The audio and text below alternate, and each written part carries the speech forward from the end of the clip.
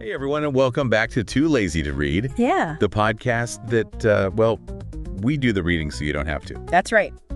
And today we are diving deep into Atomic Habits by James Clear. Ooh, good one. This book is it's incredible. If you're looking to improve yourself, this is the manual. It really is. It's a fantastic guide to understanding, building, and I think the part a lot of people miss, sustaining those habits that lead to, whatever it is you want to do, whatever that life is that you want to build.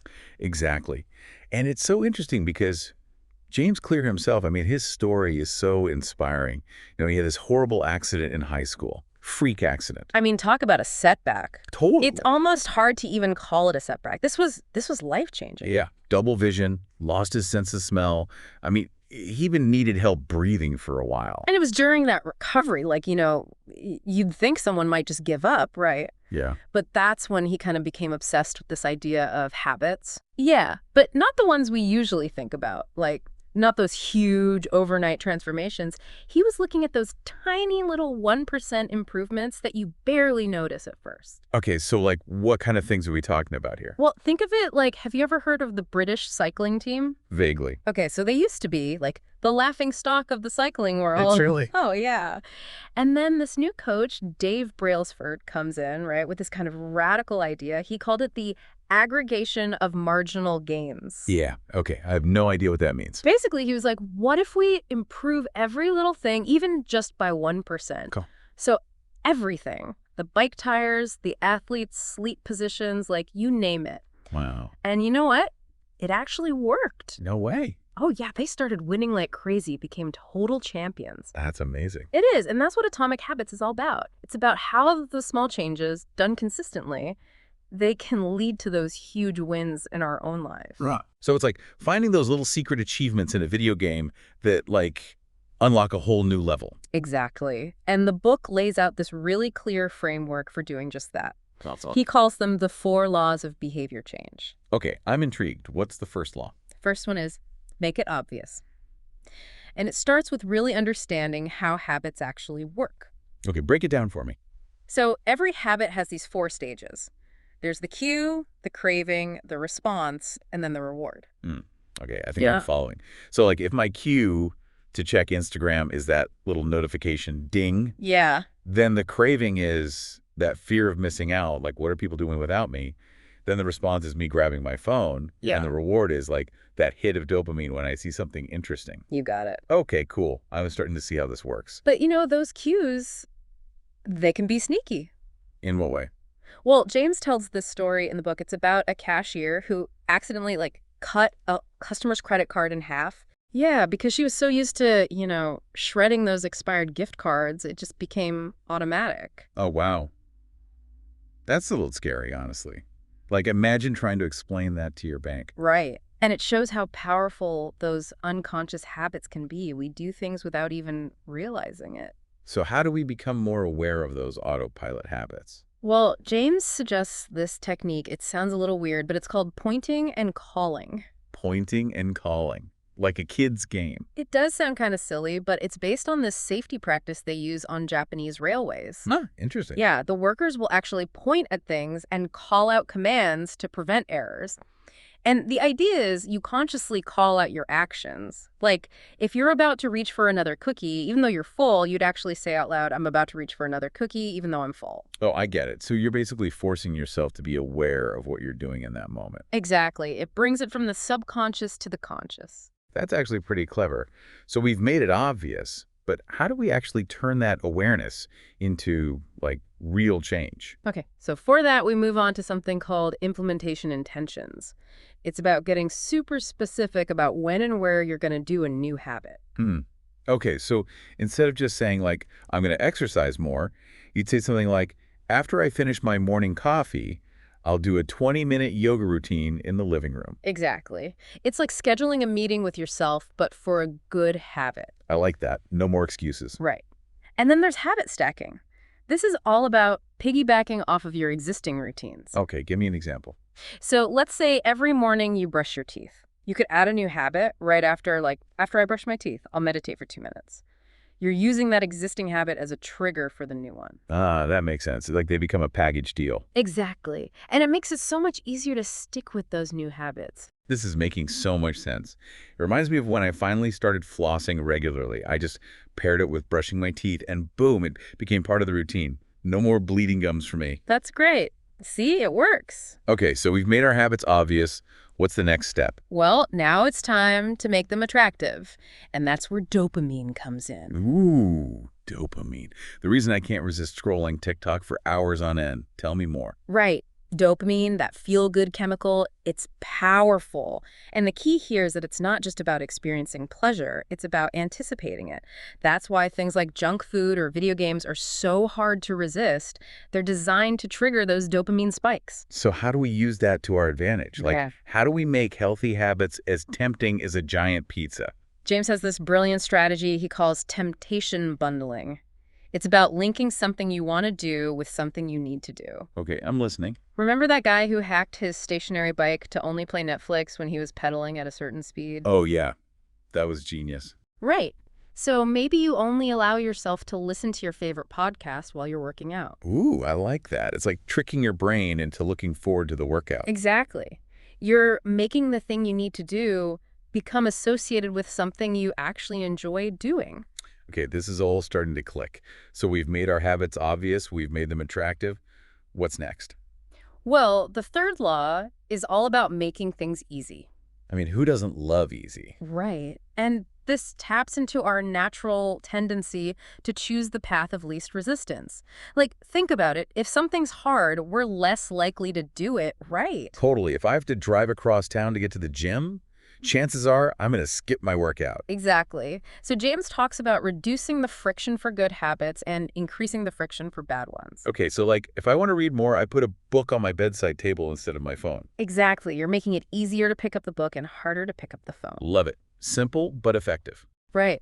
He also uses this example of a guy named Oswald Knuckles who came up with this great idea called resetting the room. Okay, resetting the room. What's that all about? So after he finished watching TV, he would put the remote back, arrange the pillows, fold the blanket. When he left his car, he'd toss any trash. Interesting. It's about priming your environment for future success. Like, when you wake up to a clean kitchen, you're less likely to make a mess.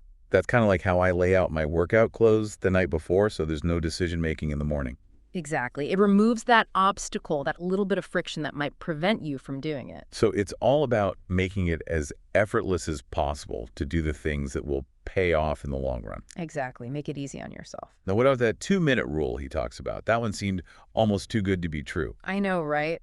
But it's super powerful. The idea is you scale down any new habit into a 2-minute version. So like write a chapter becomes write one sentence. Exactly. Clean the whole kitchen becomes wash one dish.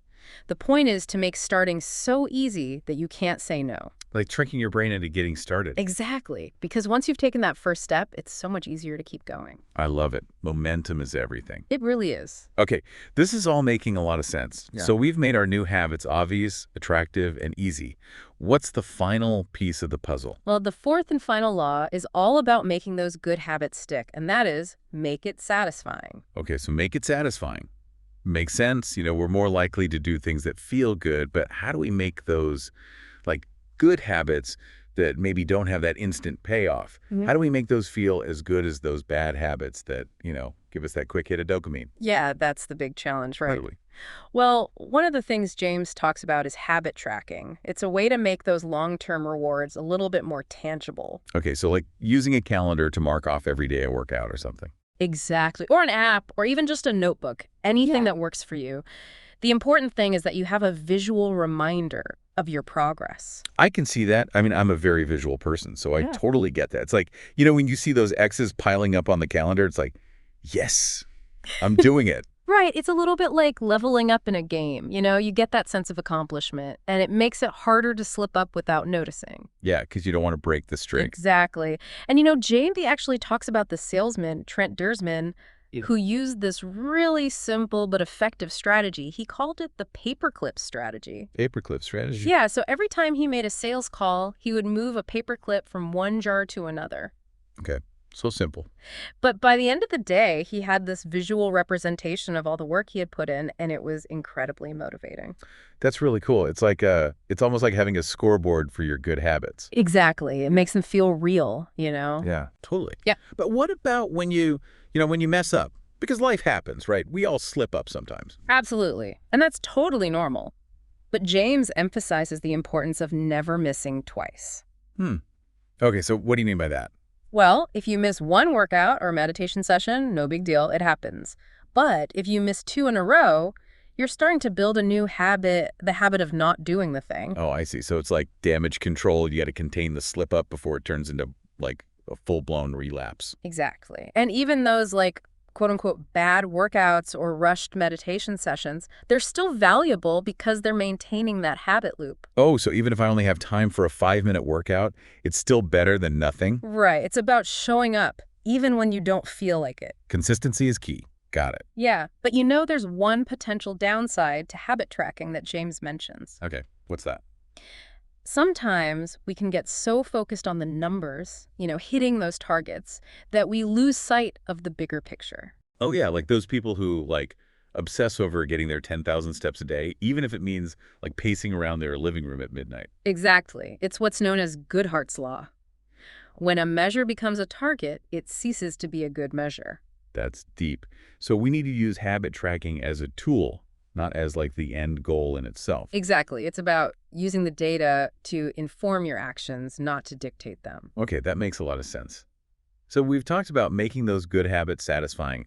What about making those bad habits, like, unsatisfying? Is there a way to do that? Yeah, and that's where accountability comes in. Oh, okay. James talks about the power of having an accountability partner, someone who can give you that extra little nudge when you're feeling tempted to slip up. Yeah, it's like having a workout buddy who keeps you honest and, motivated. Exactly. And he even takes it a step further with the idea of a habit contract. A habit contract. Okay, that sounds serious. It is. It's basically a formal agreement with yourself and maybe an accountability partner where you outline specific consequences for not following through. Oh, I remember that story about the entrepreneur who made a habit contract with his wife and his trainer to help him lose weight. Oh, yeah. What was it? If he missed a day of logging his food, he had to wear like a ridiculous outfit to work for, Yeah.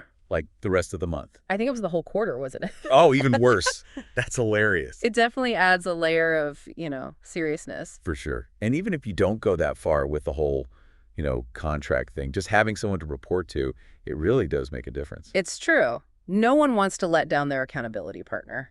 Yeah, we all care about what others think, and that social pressure can be a powerful motivator. One thing that really stuck with me was James's emphasis on aligning your habits with your personality. Like, that seems so important. It is. It's all about finding those habits that actually fit you. Yeah, because, like, if you're a natural introvert, you're forcing yourself to go to parties every night. That's probably not going to last very long. Exactly. And he even breaks down, different personality traits and how they can influence our natural tendencies. So it's about figuring out what works for you, not trying to be someone you're not. Exactly. And he also talks about this concept called the explore-exploit trade-off. Explore, exploit. Yeah, it's this idea of balancing the need to try new things with the need to focus on the things that are already working for you. Okay, so it's like, don't be afraid to experiment, but also don't spread yourself too thin. Right. Find those habits that really resonate with you and then double down on those. Got it. So we've talked about making those good habits satisfying, making those bad habits unsatisfying, tracking our progress, staying accountable, aligning those habits with our personality. It's a lot. It is, but it's all connected. It's all part of this system for building better habits and ultimately a better life. So what's the next step? Like, how do we go from simply having good habits to actually achieving mastery? Well, that's where the power of reflection and review comes in. It's kind of crazy when you think about it, like how these tiny little changes can like snowball into something so much bigger. It really is. It's like that butterfly effect thing.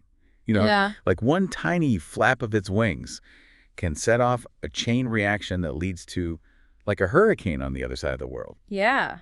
It's true. Small changes, consistently applied, they can create massive momentum over time. Exactly. And that's what's so powerful about this book. It gives you this framework, a framework for taking control of those small actions and actually steering your life in the direction you want to go. Totally. And it's not just about, like, adding good habits, right? Mhm. It's also about breaking those bad ones, Yeah. those little, like, gremlins that are sabotaging our progress. Absolutely. We talked about, making those bad habits unsatisfying, like by increasing the friction or adding a consequence. But James also talks about something really interesting, this idea of reframing those negative behaviors, like changing the way we think about them. Oh, yeah. Like that book, Easy Way to Stop Smoking. We talked about that Yeah, one, right? yeah. The one by Alan Carr. I think Mike was the one who told us about it. Hmm.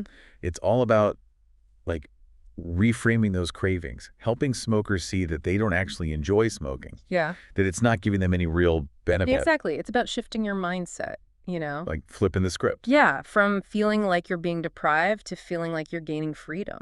Oh, I like that. So it's not, I have to quit smoking. It's, I'm free from smoking. That's powerful. And sometimes it's not even about, like, breaking a bad habit, but about replacing it with a better one. Right. It's about finding a healthier alternative that satisfies that same underlying need. Hmm. So Jens talks about these researchers at Massachusetts General Hospital. They wanted to get people to drink more water, but instead of focusing on like reducing soda consumption, they just made water more accessible. So, like, putting water bottles everywhere. Yeah, exactly. Like they put water bottles in those little baskets, near the food stations, and people just naturally started choosing the water over the soda. Wow. So simple, but so effective. It's about making those healthy choices the easy choices. Right. Mhm. Like, set yourself up for success. Exactly. What's also inspiring is, like, we've been given this, like, secret playbook for building a better life. It's true. And it all starts with those tiny little habits. One step at a time.